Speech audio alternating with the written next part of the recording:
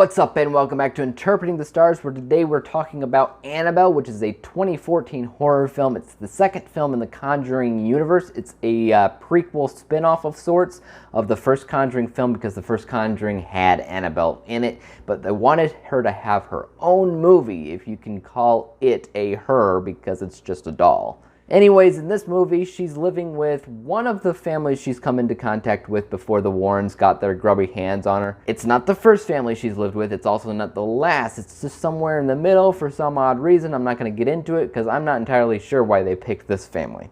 As you could probably guess, I'm watching this in anticipation to see Annabelle 3 for the first time, Annabelle Comes Home, when it comes out to digital in a couple of weeks. I haven't seen that yet. I have seen 1 and 2 before, and I can tell you that my original score for Annabelle has dropped some, which is not the greatest thing in the world because my original score for it was something like 42%, and it has dropped. I'm not going to tell you what it has dropped down to until the end of this review, so please stick around for that when I tell you at the end of this review. First, is there anything good that can be associated with Annabelle? Yes, absolutely. There is one scene in particular that I think was done incredibly well. It has something to do with an elevator and darkness. I don't want to get too much into what happens in the scene specifically because it's the only good thing about the movie, and I want you to be surprised when you watch it, but it does a very good job attacking that fear of the dark, that fear of the unknown, that fear of something being too quiet, that fear of being stuck in a confined space.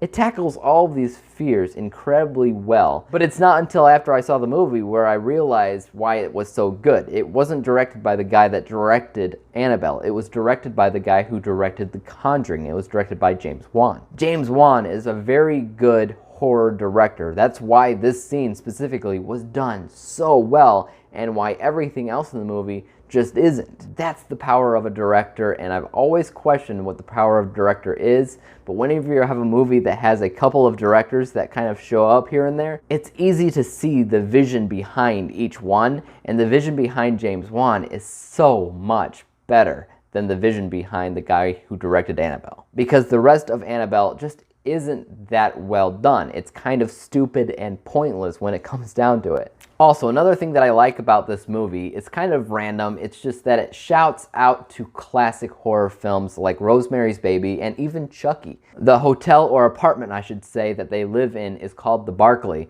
and I've been watching all the Chucky movies, all the Child's Play movies, and the main character in Child's Play, other than Chucky, was this kid named Andy Barkley. So it's nice to see that connection to another possessed doll film. But where does this film go wrong? Pretty much everywhere else. Like I said, it is bad, it's stupid, it's pointless. Why? Because we've already seen an introduction to Annabelle in The Conjuring. And you might argue, okay, well, that introduction's really just an introduction to the Warrens. And you're probably right. So yes, there's an argument to be made that Annabelle deserved to be in her own film if they did it right. And I don't really think they did it right. Because at the end of the day, I know next to nothing about Annabelle that I didn't know in The Conjuring. Why? Because this movie's not really about Annabelle. Annabelle doesn't really do anything in this movie. It's more of a haunted house film because you see spooks, ghosts, demons, spirits, whatever, but you don't see Annabelle do anything. Once again, you can make the argument that ghosts and spirits and demons, they connect themselves to inanimate objects like Annabelle so that they can pave a way into our world. And I guess you can say that. They did say that in this movie, and that's fine, but you need a connection. You need to see both those spirits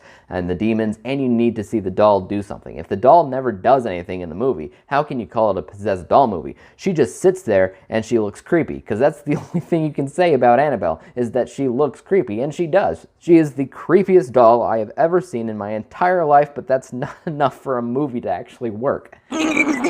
I was never a fan of the Child's Play movies, but I can at least say that Child's Play approached the topic of possessed doll better than Annabelle ever did. There are creepy ghosts and demons in this movie, but they aren't the Annabelle doll. And the reason why you watch this movie is to see the Annabelle doll do something, maybe even say something. But I mean, it's not Chucky. It didn't want to be as corny as Chucky was, and I understand that. but it needed something and it just didn't have it. And because of that, it doesn't feel like it's a movie that had any purpose at all. Why? Because it's not the introduction to Annabelle. That's in the second movie. It's not the movie with a story that the Warrens got a hold of and wanted to see the Annabelle doll for themselves. I guess that's probably in the third movie. I'm not sure. I haven't seen it. It's just in between those two stories, and it's stupid because it's more about random demons, ghosts, cult members, and what have you than it is about Annabelle herself. Also, the casting in this movie is so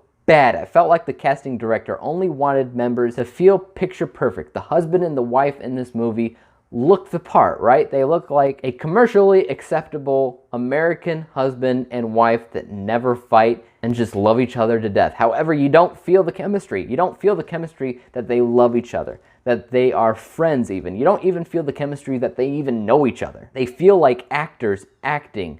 They feel like they come into the set, they do their part, and then they leave and go home. That's all it feels like because you just don't feel for them. You don't believe them. They don't fight like a normal family would. They just don't. They're just random people that you don't care about. And that kind of goes into characters. You can't care about them. You also can't care about Annabelle because Annabelle has absolutely no personality, no characteristics, no motivations. She's not actually doing anything. You don't see her do anything. And even though things are happening in the movie, there's no motivations behind them, not really, other than a trope heavy idea of take the soul because demons take souls and exorcisms and blah, blah, blah, blah, blah. And none of that do you really buy. None of that do you really care about because it's pointless. None of that feels original or unique or different. I know it's just the second movie in the Conjuring universe, but it's the first one to really honestly feel like a money-grabbing prequel.